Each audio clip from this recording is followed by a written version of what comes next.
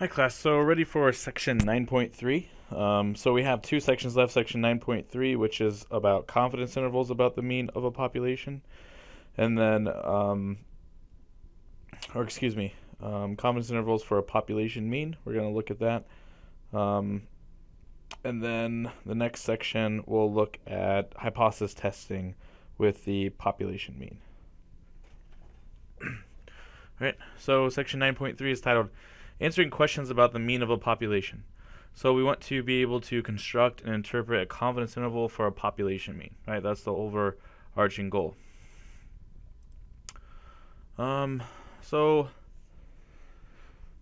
be able to answer some questions about the population mean, we have two approaches. One is we can look at a confidence interval, and remember, confidence intervals, what they're used for is they enable us to estimate parameter values, right? Remember, we're always estimating parameters. We're never estimating statistics, right? Statistics are from samples. Parameters are from populations. Second thing we can do is a hypothesis test, right? So these are helpful to answer a question if my parameter is equal to a particular value or greater than or less than or not equal to, right? So we try to see if that is unlikely, right? So these are the same exact methods that we looked at previously, but we had to modify them a little bit to fit population means, right? So in one big difference, we're using the t-distribution, right, with population means, where with population parameters before we were using a z-distribution, right?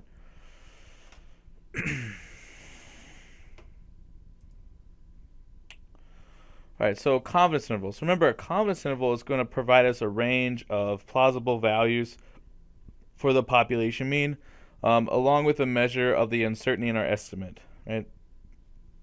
And in the measure of uncertainty in our estimate, the higher the confidence level, the better our estimate's going to be, right?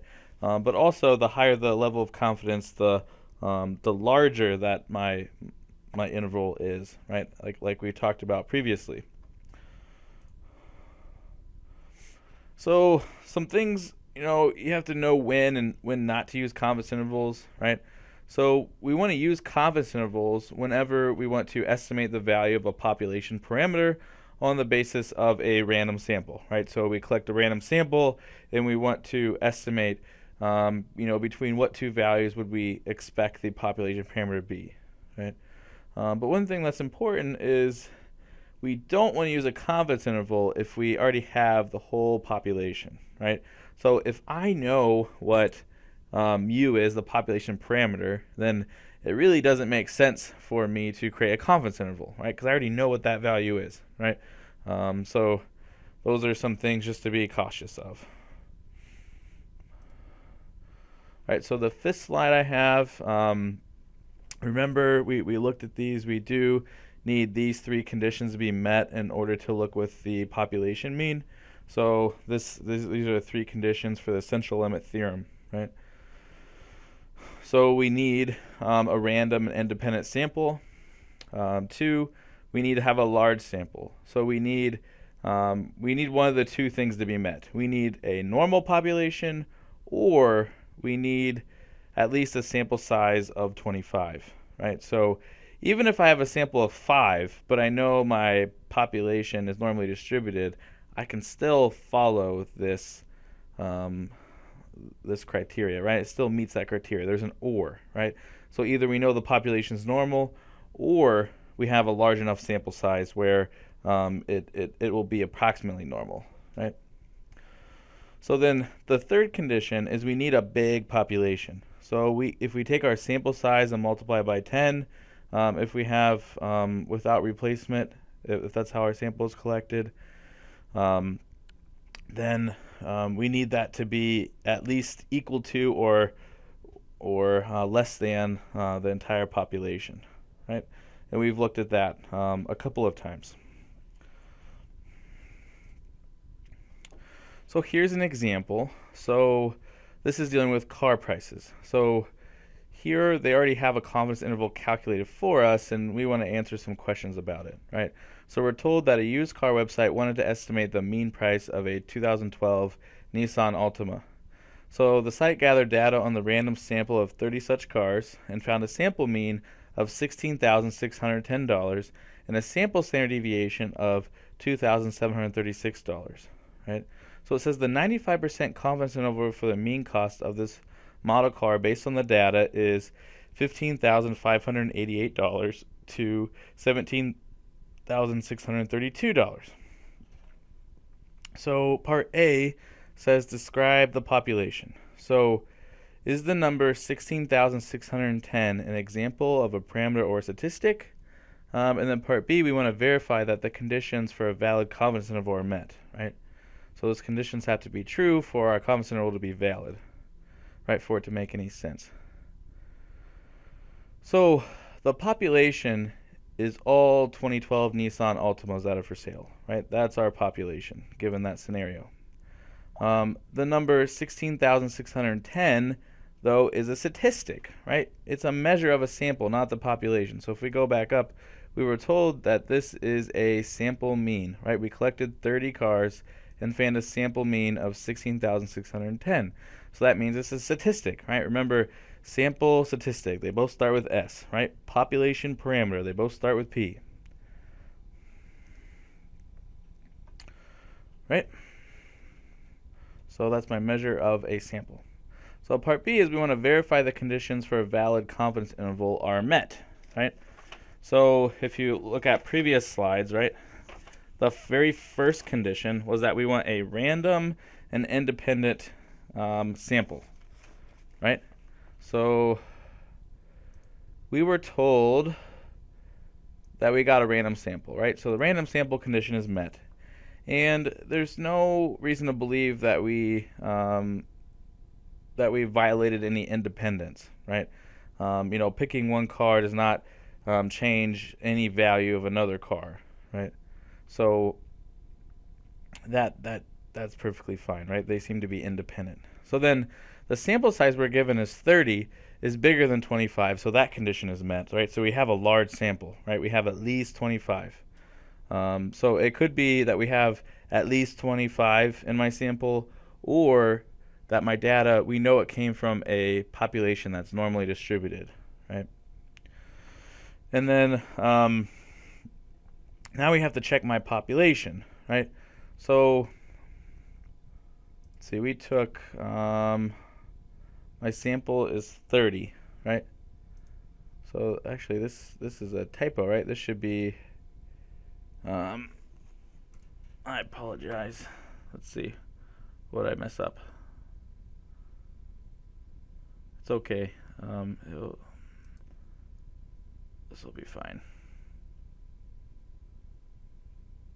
Alright. So I realized I had a typo there. So if I go back to the PowerPoint, we were on slide 7, right? This should be 30, right? Because we had a sample of 30. So if I take 30 times 10, I get 300. And we can estimate, or we can assume that there's going to be at least 300 2012 Altimas for sale, right? So that's perfectly fine, right? So you want to fix that in your notes, right? So that should have been 30 instead of 40, right? Because we were told that the sample size was 30, right? All right, so now let's think about interpreting a confidence interval. So the confidence level is a measure of how well the method used to produce the confidence interval performs, right? So for example, a 95% confidence interval means that if we were to take many random samples of the same size from the same population, we would expect 95 of them would work, right? Which means contain the population parameter, and 5 of them would be wrong, not contain the population parameter, right? So it'll work 95% of the time, right?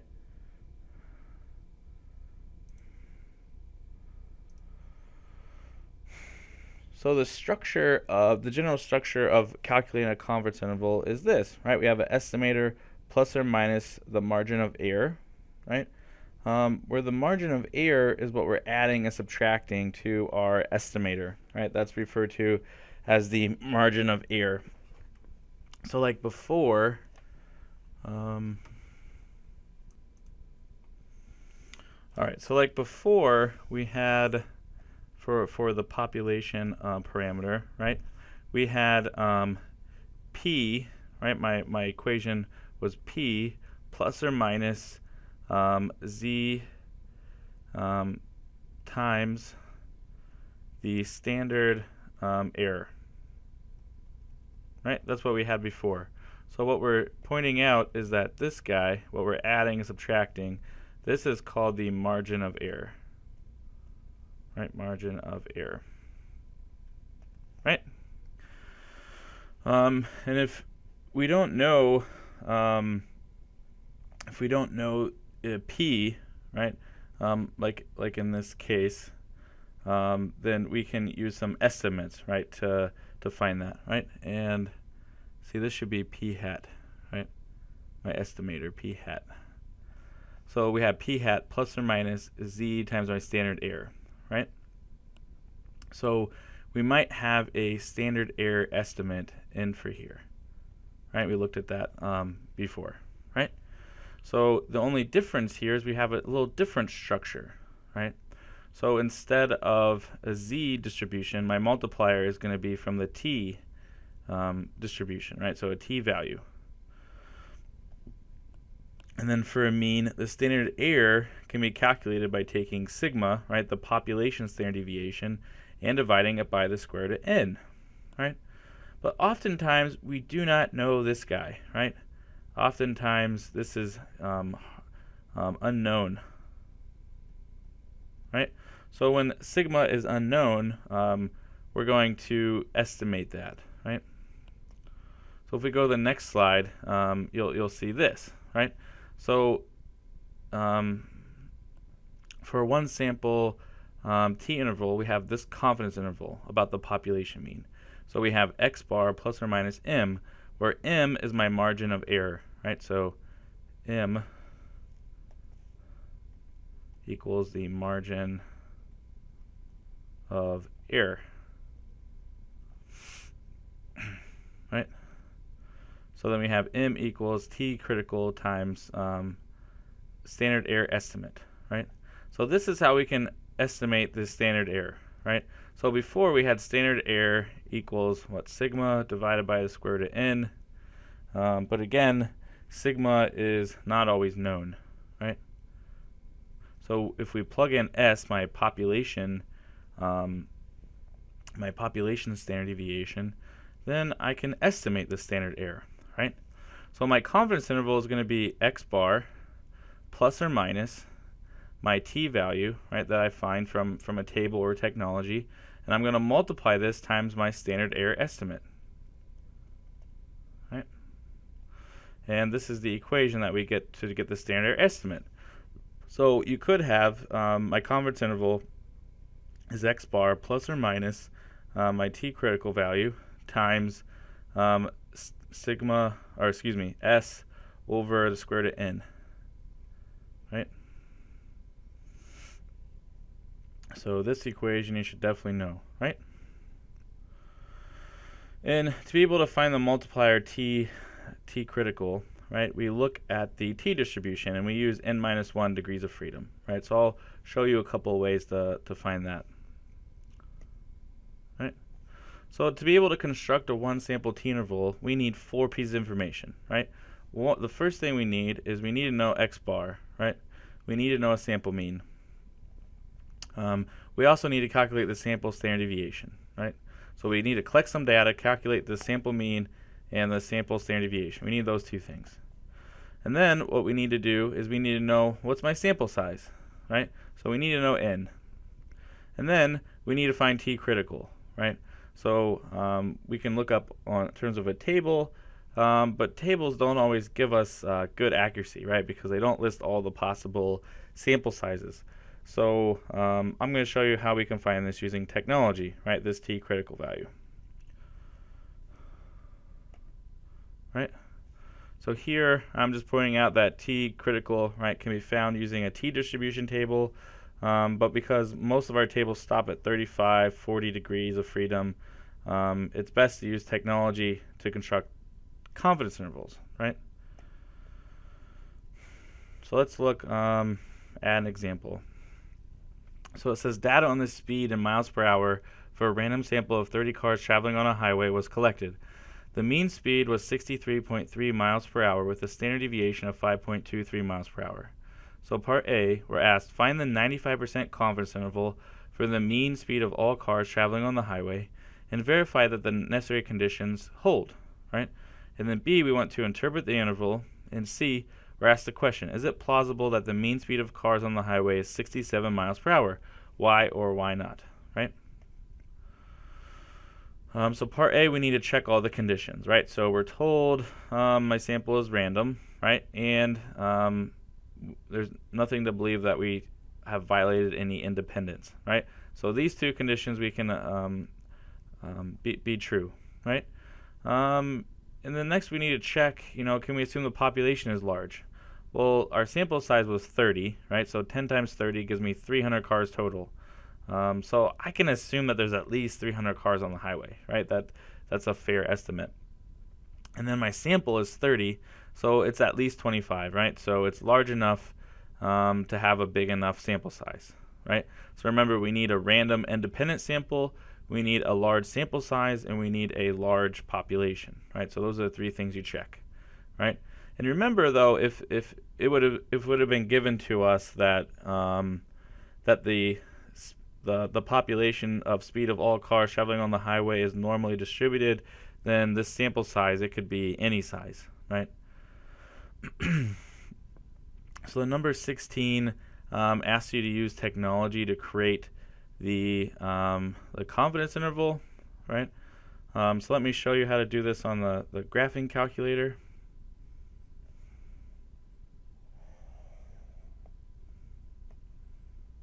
Right. So we're going to go into, let's see, I believe it's in the stat menu. We're going to go to stat and do under calc. Hang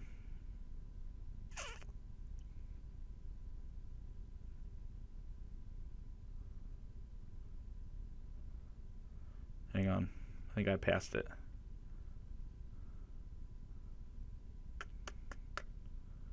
One proportion, we need a t. All right, so I skipped ahead to slide 18, right? On slide 18, I pointed out how to use the graphing calculator for this, right? So let me quit out of this. So you're going to go hit stat first, and then you're going to go to test, and then we're looking for a t interval, right? Here, option 8, right? At least in my calculator. So I hit enter, and here we get the interval, right? So we have to pick, is my input data or do I have stats on the data, right? So we have stats. So I need to go over to stats and hit enter, and then my options change below, right? So if I had everything entered in data, then I would click that, right? So next, first we put in the mean, right? So if I go back to here, my information, we're told that the mean is 63.3. Right? And then my standard deviation is 5.23. And my sample size, we collected 30. And then we need a confidence interval. So we do want a 95% confidence interval. Right? So I go to calculate, and it'll pop up that interval. Right? So we can double check, but that is consistent with what the printout is from StatCrunch, right? So we get the same confidence interval, right? So how would we calculate this by hand, right? So let me finish, or I'll just do this now, right? Let's look at how to calculate this by hand. So I'm just going to insert a new slide, and I can write on the slide, right? So some things that we want to jot down, right?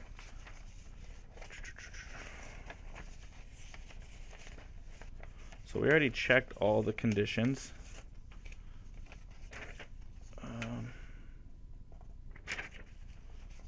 Right. So then on slide 10, we were given the equation, right? So let me write this down first. So my confidence interval is x bar plus or minus my t value, right, t critical, times my standard error estimate, right? Right? But I know the standard error estimate to be equal to s divided by the square root of n, right? So I'm going to replace this guy with that, right? Less things to calculate. So s divided by square root of n, right? Make it a very fluid equation. Right, so these are my inputs, and these are my inputs I inputted into my graphing calculator, right? So x bar is 63.3, right? S is 5.23, right? So that's my sample mean, my sample standard deviation. My n is 30. I have 30 things in my sample, right? So now what I need is I need this t critical value, right? I don't know what this is. So I'm going to show you a couple of ways to look this up, right? So one way is we can use a table. So I have the textbook open here. So if we go in our textbook at the very end of the book, so in the ebook they group it in chapter 10, right? So we go to Appendix A, the tables. So if you have a hard book, you can look there. And then we want to find the t distribution table. So binomial probabilities right here. So here's t distribution, right? So we want to find the 95% confidence interval, right? So notice here confidence level. So we're looking here 95%. And then we need to find the degrees of freedom, right? So remember, degrees of freedom is n minus 1. So if I have 30 things in my sample, then 29 is n minus 1, right? So I need to match up 95% with 29, and I get 2.045, right? 2.045. So my t... find where I put my stylus, right? So my t was, I forgot now. So 95%, 2.045, right? 2.045, right? That's t critical.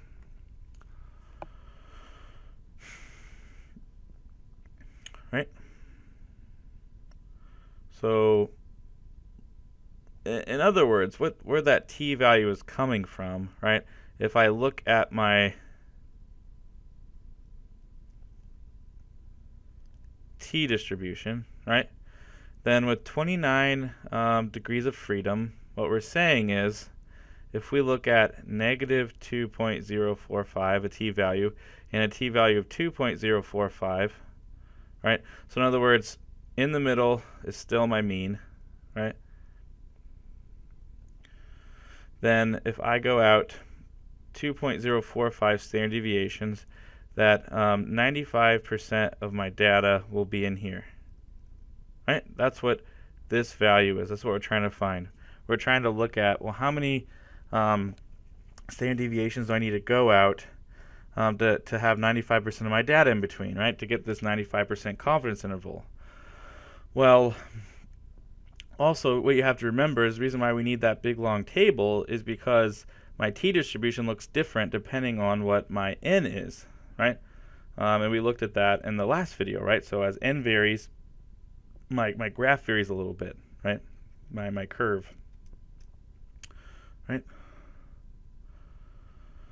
All right.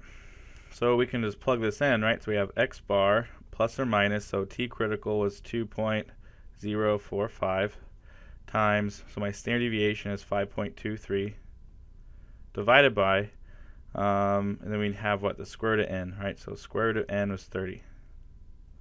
right? So I can just plug this in my calculator. Oh, I did forget to replace x bar with its value, right?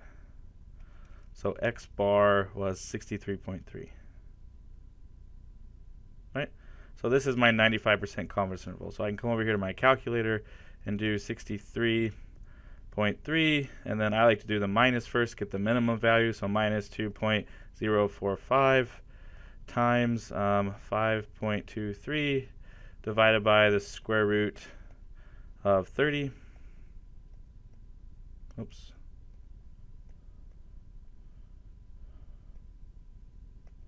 Right. So we get 61.35, right, if I round to the 10th, right? And then I can find the right side by just doing second entry. And then all I have to do is I need to change that minus in front of the 2.045, change this to a plus, right? And I get 65.25, right? So this is my 95% confidence interval, right? So we can see that that is consistent with what we got here, right? So 31.47, so forth, right? So this, notice this value rounds to be what we got in the calculator, but not quite. And that's because the t values we find in the table are rounded, right? So we're using a rounded answer to get a rounded answer. So that's why tables aren't as accurate, right? So using a calculator or a computer, some type of technology, is much more accurate than using the table. So if we want to find so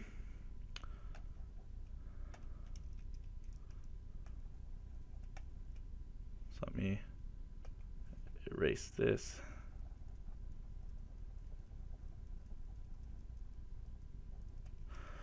So if I want to find t critical using my graphing calculator, right, then what we need to do, right, remember, I want to find some t value here where between t and negative t is 95% of my data, right? So that means that there would be 2.5% here and 2.5% here, right? And that came from, 100% minus 95 is 5. Well, these tails were symmetric, so we need to cut those in half, right? Cut those in two. So in other words, to the left of this t value that I'm finding, there is 97.5% of my data, right? So adding this number with this number, right? So to the left of t, a positive t, is 97.5% of my data. So if I go to second distribution and do an inverse t, right, then I can find this. So the area that I want to the left of my t is 0.975, right, 97.5%. The degrees of freedom I have would be 29, right, 30 minus 1. So I do that, hit paste, and then hit enter, and this will give me my t value, right? 2.045229161, right? So this is a more accurate way to find t, right?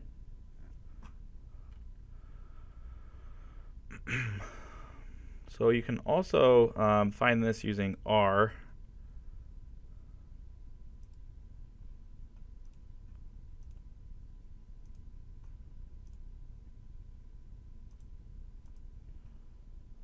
Right?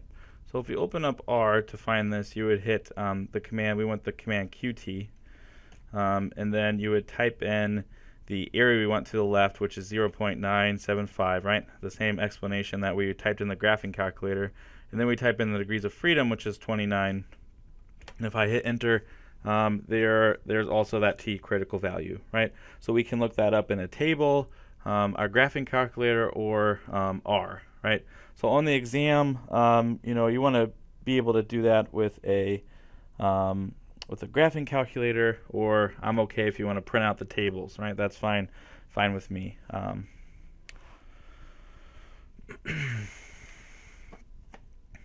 Right? And then The only other thing that I want to mention is it's fine to be able to find the confidence interval using the command where you're not doing any calculation, but I would like you to be able to do it both ways, right? So being able to do the mathematics behind, right, the calculation, and also you can use that other command to like check yourself, right? Make sure that you're doing it correctly, right? So that's a nice feature to be able to check yourself, right? So we're still working with this problem, but we still have two parts left to do. So part B is interpret the interval, right? So interpreting the interval, we could say that we are 95% confident that the mean speed of cars on the highway is between 61.35 and 65.25 miles per hour, right? So that's my lower and my upper limit that we calculated. So part C is it plausible that the mean speed of cars on the highway is 67 miles per hour? Why or why not? So we would say no, right? 67 is not in between my interval, right? So what I'm saying is I'm 95% confident that my mean speed of cars, right, my mu, is in between 61.35 miles per hour and 65.25 miles per hour. 67 is not in here, right? It's unlikely. It's an outlier, right? We're not common, right? So we would say no, that's silly, right? That doesn't seem to make sense, right? So something kind of similar is I don't know, what's the high score in bowling? I don't know, what's the max? Like 300? Perfect score in bowling, right? Perfect score in bowling is 300 points, right? That's what I thought. So imagine that you have a friend who says, "Oh yeah, I can bowl 210. I get that score all the time," right? But let's say you take that person bowling and you play, I don't know, 5 games in a row and they score 80, 95, 82, 90, right? Maybe 100, but nothing over 100, right, on all their games. Then that seems very unlikely, right? So you're pulling that sample together and you're like, man, you're crazy, right? You're not doing very good, right? So that kind of makes you not believe that, right? So that's what confidence intervals and hypothesis testing is basically doing, right? Based on our sample, there's a very low probability that 67 would be in here, right? Would be my population mean, right? Good. And then I already went over this slide, how you can do that in the calculator, right? So I won't do that again, right? But it's there for your reference if you need it. So here's another example to work through. So I'm just going to go ahead and make this larger so we can read it better. So we have a random sample of 35 college students, and they were asked, how many movies have you seen in the previous month? So out of this sample, 35 college students, we had a sample mean of 4.14 movies, and we had a standard deviation of 10.02, right? So what we would like to do is construct a 90% confidence interval for the mean number of movies of college students per month, and we have some other questions asked, right? So we'll refer to those, right? So first thing we want to do is construct this 90% confidence interval, right? So using technology, we got the confidence interval would be 1.28 to 7, right? But if you're doing this by hand, right, it's going to be very similar, right? We have x bar plus or minus my t value, right, times my standard error, which is estimated by s divided by square root of n, right? So we just need to fill in these values. The difference is the t value is going to be different now, right? So n was, what, 35, I believe? Let's double check. So n is 35, right? So we're going to have a different value. So let me open up the textbook table again, right? So we want a 90% confidence interval, right? So we would go here to 90%, and then we have 35 pieces of data in my sample, so I would want a sample of 34. Well, crap, it's not on my table, right? What do? Well, that's okay. It's just not on the tables. That's why tables. I'm not a big fan of tables, right? In statistics, so it's not on my table. You're not going to be very accurate, right? Um, so to get that t value, we can use the graphing calculator.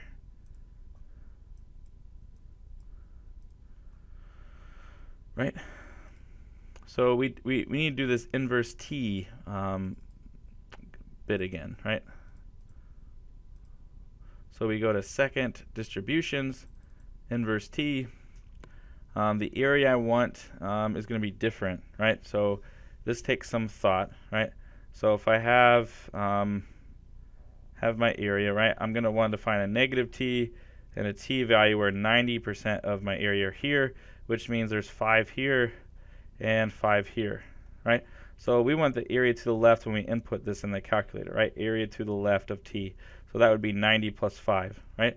So the area I want to input in here for a 90% confidence interval is going to be 0.95. Degrees of freedom would be 34, right? Remember that the degrees of freedom equals n minus 1. Right? N is 35, so n minus 1 is 34. So I can input that in my calculator, and there's my t value I get, right? So about 1.69, right? So then we just plug in the mean, s, and square root of n like we did before. We subtract and add, and we can come up with these scores, right? Not too bad, right?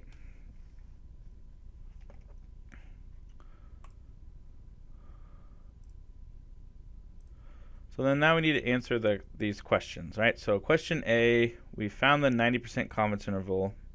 So that's here, right? So here's an interpretation. We are 90% confident that the mean number of movies seen by college students in a month is between 1.28 and 7.0, right?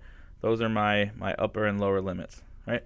Part B says if we were to use the data to construct the 95% confidence interval, would the interval be wider or narrow than the 90% confidence interval? Well, it would be wider, right? The 95% confidence interval would have a larger t, right? So you can approach it that way algebraically, right? So remember my confidence interval is x bar plus or minus my t value times s divided by square root of n, right? My standard error. So with a, if you think about this with a bell curve, right? If this is t and this is negative t, and here's 90% of my data, right? Then if I want to include 95%, I'd have to go out here further, right? So that means that this t value, the here, is going to be bigger than this guy, right? So we have to go to the right more. So that t value is going to be bigger, right? Is one way to think about it. Another way to think about it is I have to pull this wider, right? So my interval is going to be bigger, right? So let me go to a new slide and draw this maybe a little more clear.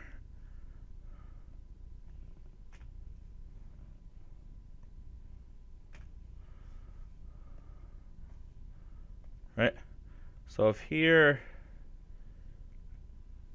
is my distribution, and here let's say this is negative t, let's say this is some t value. So I'll call this negative t1 negative and positive t1, right? Then with the 90% confidence interval, we want 90% of my data in here, right? 90% of my data. But if I want to go a 95% confidence interval, right? So instead of here to here being 90%, if I want 95%, I got to go out further, right? A little bit. So following this down, right? So I'll just be negative t2 and t2, right? So I had to go wider to pick up this extra area, right? I have 2.5% here and 2.5% here to make 95% total. So in other words, t2 is going to be bigger than t1, right? So since t2 is larger, right? Since my 95% confidence interval multiplier is wider, then I'm going to be adding, subtracting more each time, right? So it makes that wider. Or you can just think visually, right? that this interval is more narrow than this interval, right? Or the 95% confidence interval is wider than the 90%, right? You can just look at that visually also, right? However way it makes sense to you. So then part C says, what would the effect of taking a larger sample be on the width of the interval, right? So if we take a larger sample, the standard error will be smaller, right? So this part is standard error, right? So if we just think about this mathematically, if n gets bigger, my denominator gets bigger, which means I'm going to be dividing by a bigger number, which makes s divided by square root of n, makes that smaller, right? So my standard error gets smaller, right? So larger sample, standard error gets smaller, right? So this means that my margin of error would get smaller, right? Because margin of error is this guy, right? T times my standard error. So that's going to get smaller. So that means my interval gets smaller, right? So that's what would happen in that case, right? The more data we get, the more accurate we can be here, right? All right. So after going through that, I do want to walk through one example with you. So I put this example on Canvas. All right. So we're told a biologist studying brain weights of tigers took a random sample of 16 animals and measured their brain weights in ounces, right? This data gave a sample mean of 10 and a standard deviation of 3.2, right? So in other words, what we know so far is we know that n is 16, x bar is 10, and s, my standard deviation, is 3.2, right? So we're said, assuming these weights follow a normal distribution, find a 95% confidence interval for the true mean tiger brain weight mu, right? So I want to find a 95% confidence interval, right? So of course we need to check our conditions, right? So that's going to be the first thing we check, right? So check conditions. So one is that do we have a random independent sample, right? So we're told random sample, and our results the way we're collecting would be independent, right?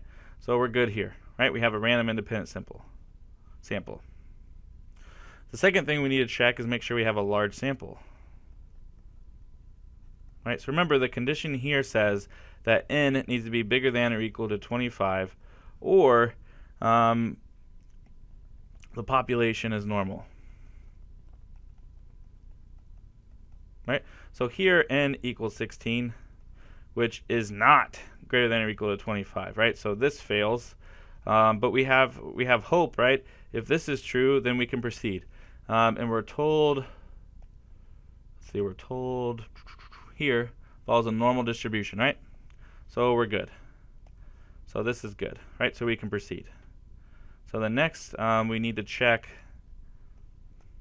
do we have a big population?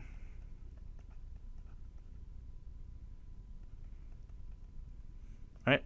So in other words, if I take n times 10, right, that would give me 160, right?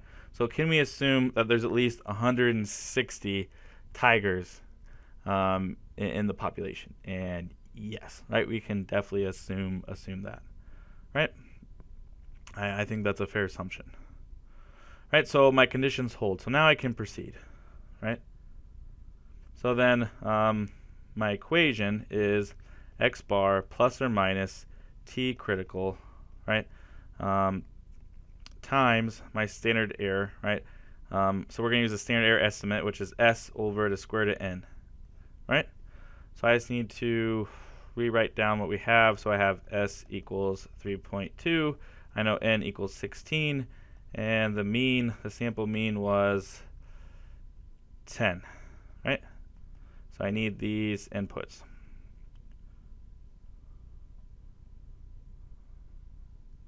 All right.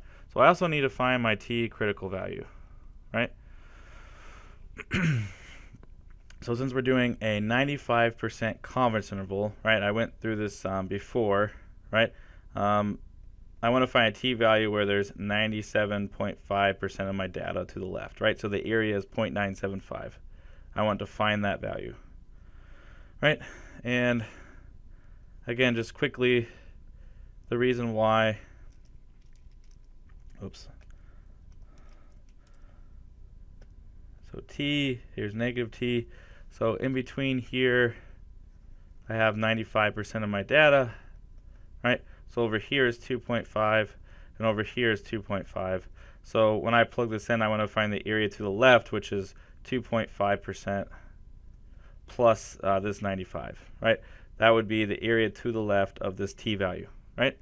So if I bring up my calculator, I need to go to second, distributions, inverse t, and type in the area, which I want 0.975 this time, and my degrees of freedom n minus 1, so it would be 15. Right, so I can type that in, hit paste, hit enter, and I get my t value of, let's see, we'll do 1314. 1314, right? And obviously, the more decimals you do, the more accurate that this will become, right? So 2.1314, right? So now I just need to plug everything in and simplify, right? So x bar is 10, so I'd have 10 plus or minus 2.1314 times 3.2 divided by the square root of 16, right? So we need to simplify this. So we'll get the 95% confidence interval, right? We'll get in between two values. So let me go split screen here with my calculator, right?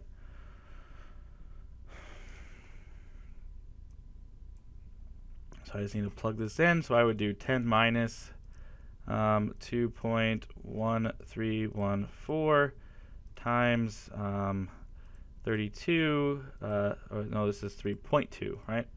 3.2. Let me just double check. Yep, 3.2, right? 3.2, right? And then divided by the square root of 16. Right, hit enter. I get 8.295 here, right? If we round to the nearest thousandth. And then if I do second entry, that's just going to pull everything up that I just did. And I just need to go over and change this minus 2.13 to plus, right? And then I hit enter, and I get 11.705. Right? So there's my 95% confidence interval.